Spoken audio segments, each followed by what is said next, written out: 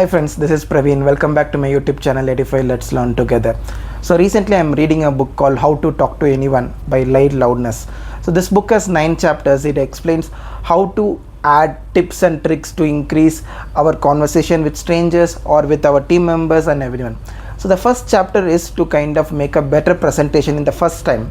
So when you are meeting someone for the first time, how to impress them. So this there are 9 tricks in this, or 9 ideas in this, which will be helpful. So let's go one by one. The first idea is flood smiling. So everyone usually says that when you are meeting someone, you need to kind of greet them with a smile, but how genuinely you are smiling will be getting reflected in your face. So if you are doing it for a formality, it will be visible. Or if you are genuinely liking someone and you want to smile at them, or genuinely you feel like to say a good morning to someone and you smile at them, but if you do it quickly, people will feel that it's also for formality. So how to kind of greet someone and ensure that you won their test is you gradually increase your smile, and you kind of have a smile which kinds of attract people actually. So basically, don't do it for formality. Gradually increase your smile. Take 2 to 3 seconds for a person, smile, and when it reaches the maximum smile, you can stop it there and move on. But whereas if you do it for formality, people are already known of it, so it doesn't help you further. Second is sticky eyes. So this is everyone known thing, that when someone is speaking to you, you need to give them the attention, you need to look at their eyes. It might be difficult, so even it's difficult for me sometimes. I lose the concentration, I start looking at some others, but it is a disrespect for the speaker. So we need to look at the eyes of a person, but looking at the eyes of a person has 2 aspects actually. So there are people who might get offended if they might think that you keep on staring at them. So you need to know which person likes or which person doesn't like. You need to understand it and then shift your attention accordingly. But looking at the eyes of a person and speaking with them is something will help you to grab the attention of a person, and you can also show them that you are very interested in the topic. And the third one is epoxy eyes. So this is also a new concept which I liked in this book, is that while 3 people are speaking, one person is conversing with the other person. For example, you are in a team meeting or you are in a client place. The client is listening to your colleague's idea and you are looking at the client, not the colleague, because your colleague is speaking or giving an idea to the client. Instead of looking at the colleague, you are looking at the client because you are interested in the reaction of the client. It shows to the customer or the client that even though your colleague is sharing the idea, more than the idea what is shared by colleague, you are interested to know what is the reaction coming from the client. So this kind of again builds trust and interest in this relationship, which can kind of help you to build further a communication better actually. Fourth one, body posture. So this is again important, that even though you have a flooding smile, that is have a gradual smile, you kind of make sure that every conversation you have is kind of very good, but your body posture says something else. For example, you kind of lean back and sit and say, I'm very interested in this topic, or kind of you cross your legs and kind of start saying something which is not even relevant. That you look at someone's eyes and you are speaking, all of a sudden they ask you a certain question and you feel like, oh, I need to say a lie, and you go back, or you kind of cross your legs, or you kind of touch your neck, or you touch your head. All these are being observed, and people identify that the change in the body posture will also communicate. So for effective communication, your body posture is the 4th main thing you need to maintain. You also need to show that you are interested in the communication by coming forward or leaning towards them. You also need to avoid certain gestures like touching your hair, touching your neck, creating distractions. So that is the 5th one. So during a communication, while you are kind of having an interesting communication, you have maintained your body posture, you have kind of maintained your smile, and you are kind of focusing on their eyes, and then in between you feel like there is an itchiness in the head, or there is some itchiness in the neck, or you feel not comfortable sitting in that position, you change your posture or you do something, it distracts the listener or it distracts the person whom they are speaking. So try avoiding as much as the distracting things. It communicates something wrong to the person that you are really not interested in this communication. So try avoiding it. Also, the 6th one is treat them as your old friend. When you are meeting a stranger, the biggest problem we face is how to start the communication. What is the boundary? How to kind of make them feel that we know them already. So it is a best practice, it's a good idea to kind of think the other person as your old friend.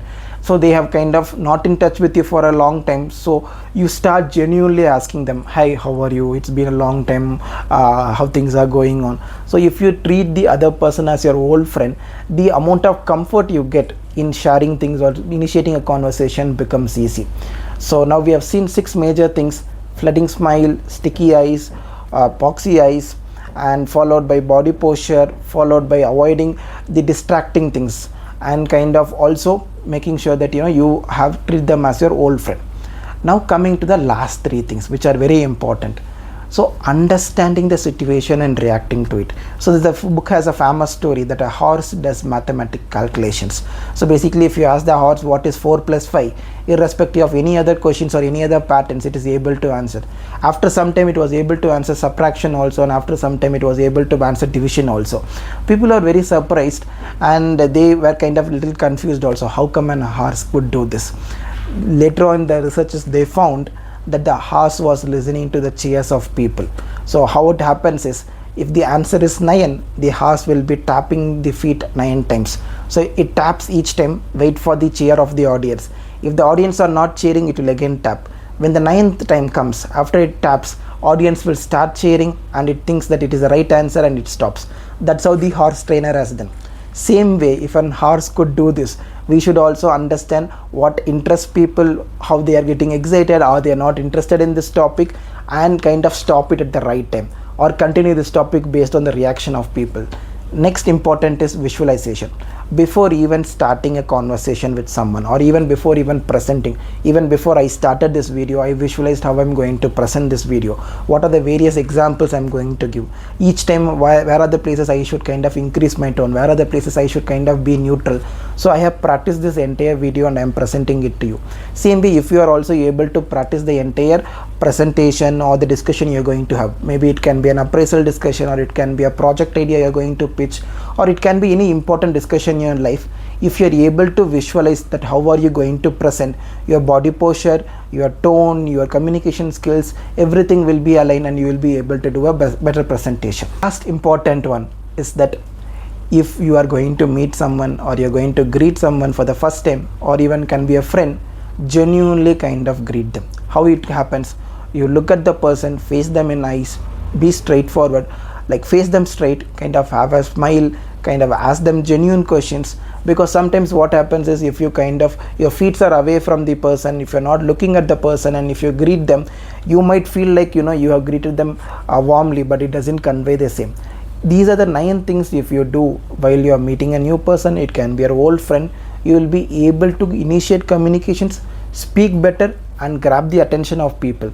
So it can be with your customer or friend, or it can be with anyone. So this is the first chapter. I felt very interesting. The second chapter is also very interesting. It says that what to speak after hi, how are you. So this is again a common problem faced by people. After initiating the conversation, they will ask few questions, after that they get stuck. So I'm also interested to read this book on the second chapter. So I'll come next week and try to explain those. Hope this was helpful. Trying to implement all the 9 things might be very difficult, so I will suggest you to pick 2 or 3 things. For example, I have taken the flooding smile, so I quickly smile at people and walk away.